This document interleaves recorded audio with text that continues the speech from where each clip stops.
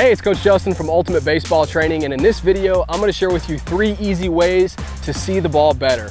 We've all had those days at the plate where the ball looks as big as a beach ball. That's awesome, that's our goal. But we've also unfortunately had those days where we're just not seeing the ball very well. So I wanna give you 3 practical things you can do to start seeing the ball much better at the plate. I really think you're gonna enjoy this video. Let's get started. So the first way to start seeing the ball better at the plate is to practice bunting. Now stay with me here. I know a lot of you guys don't like to practice bunting, but I'm gonna give you something fun you can do. This is gonna make it 10 times more fun than what you're used to, okay? So why do we wanna practice bunting? How the heck is that gonna help us see the ball better at the plate? Well, in order to bunt the baseball successfully, you have to watch the baseball all the way to your bat. That's the only way that you're gonna be able to lay down that bunt and actually execute the bunt.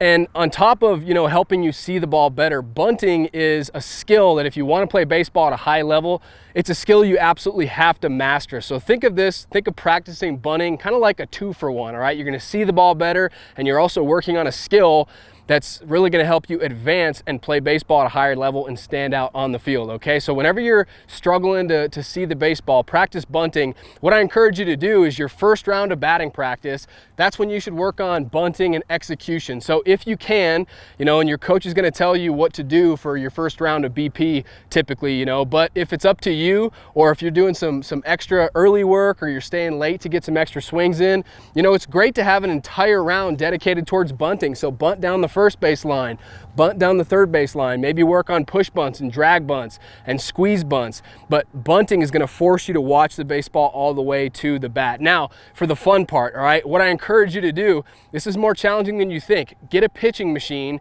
What I want you to do is I want you to set up a pitching machine and, put it so the velocity, it's zipping the ball in there really good. Ideally, it's a velocity that's much quicker than what you'd actually see at a game. So depending on your level of play, it might be, in the 80s or in the 90s or upper 90s if your machine will go that fast, right? So what this is gonna do is this is gonna speed everything up and even force you more to actually watch the baseball. And you're gonna see just how much, you think you're watching the baseball right now, but I'm telling you, when you crank that machine up to 100 or up to, 80 or 90, whatever, you're really gonna see that, hey, I'm not truly watching the ball. So it's gonna be hard for you at first, but eventually, you're gonna be like, okay, I really need to watch the ball. And then eventually you're gonna get the hang of it. And you'll notice when you go from that machine that's throwing so much faster and you're going from bunting to swinging away, I'm telling you, you're gonna notice that you're seeing the ball like a beach ball again. So whenever you're struggling, first thing, practice bunting. Tip number 2 for seeing the ball better is hit from the other side of the plate. And this is even if you're not a switch hitter, okay? I remember whenever I was struggling to see the ball well at the plate, when I wasn't seeing it like a beach ball and I just felt like things were speeding up on me and I couldn't pick up the ball out of the pitcher's hand very well, I remember my dad would make me do this. And at first I thought it was really silly, right? Because I'm not a switch hitter. Why am I hitting from the opposite side of the plate? You might feel the exact same way, but I'm telling you, what I found was it was really helpful and it really made me concentrate on watching the ball. And when I switched back to my normal, hitting side of the plate, I was hitting the ball much more flush, okay? So the goal with this is not to necessarily have the prettiest swing in the world. I feel awkward even just standing in the left-handed batter's box here. It's not to have the prettiest swing. You're not gonna have the prettiest swing. It's not to hit home runs.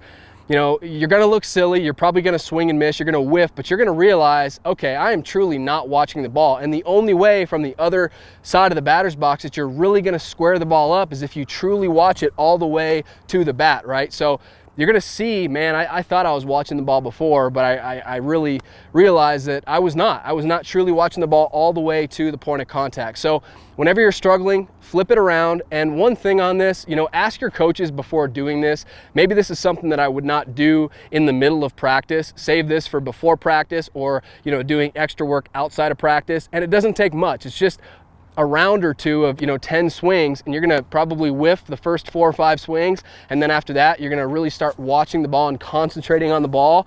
And then again, when you flip it to the other side, you're gonna see a lot more success. You're gonna be seeing the ball much better.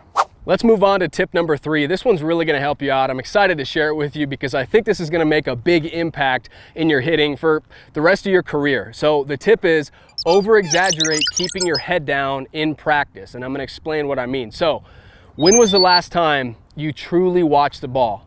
It's an important question to ask because I think as hitters, oftentimes we're so focused on mechanics and we're so focused on our plan and what pitch might be coming our way that a lot of times we don't truly see the ball. And you have to remember, watching the ball is the most important part of hitting. You can't hit what you can't see. And also, watching the ball, it sounds like common sense. It sounds so basic that players don't work on it. And it is basic, but it's the most important thing in hitting. And watching the ball is a trained skill. It's a skill you have to work on. It's not something that you just pick up when you're 4 years old and you start playing baseball and you're like, okay, cool, I've mastered that skill. Now I don't have to watch the ball anymore. No, it's a skill that you constantly have to work on. And it's a skill that hopefully you get at a young age, but you've got to always be working on seeing the ball well, right? So it's not just something that you check a box and then you move on from. It's a skill that you have to constantly practice. So over-exaggerate it in practice. So a couple ways that you can do that, all right? First of all, when you're doing tee work like this, or when you're doing soft toss or front toss or batting practice, I want you to start incorporating what I like to call the no-look drill into your routine. Do the no-look drill. So the way it works, you're not going to change anything with, you're not going to do anything fancy, stand on one leg or swing one-handed or anything like that. It's tough to even call it a drill. You're just hitting. You're doing your normal routine. So I'm taking swings off of the tee here, but all you're gonna change is, okay, I take my regular swing, right? And I make contact with the ball, and all I'm gonna do is I'm gonna hit the ball, but I'm gonna keep my eyes down through the hit, or in the hitting zone as I finish my swing. So I don't pull off right here and look to see where the ball goes, right? I make contact with the ball and I keep my eyes down, I mean, a ridiculously long time. You really want to over-exaggerate this.